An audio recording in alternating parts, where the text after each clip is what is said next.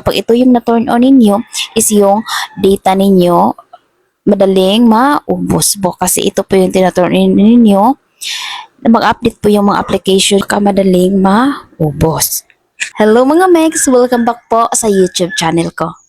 Alam nyo ba, may dalawang settings lamang na i-turn off natin para hindi madaling maubos yung mobile data sa ating cellphone. So before we start, kung bago ka pa lang sa YouTube channel ko, huwag kalimutang mag-subscribe and click the notification down bell below para palagi kang updated. So hindi ko na mapatagalin pa, let's start. So yung unang gagawin po natin is i-open nyo po itong Play Store, tap Play Store.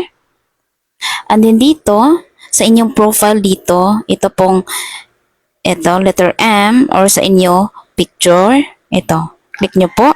Scroll up po tayo at hanapin nyo po itong settings. Ito, i-click nyo po itong settings.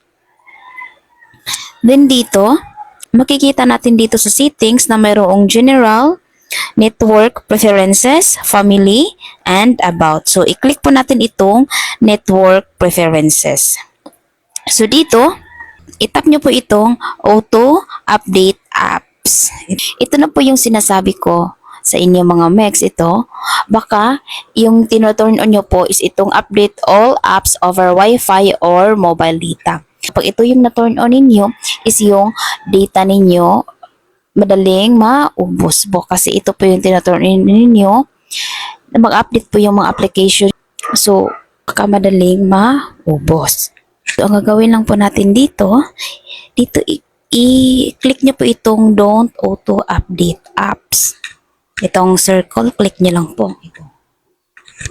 So, pagkatapos po natin dito, may isa pa po tayong gagawin. So, back lang po. And then, i-click nyo po itong auto play videos.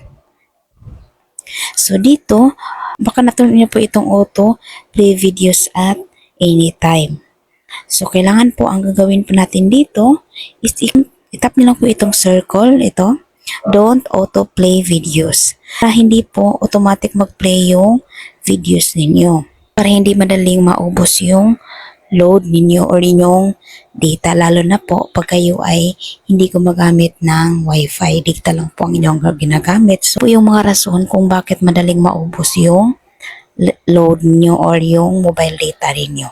Ganyan lang po ang inyong gagawin mga Megs. I hope po nakatulong po sa inyo and see you to the next tutorial. Sa mga may katanungan po and sa gustong magpa-shoutout, i-comment down below para ma-shoutout natin at magawan po natin ng sa susunod na video. Bye!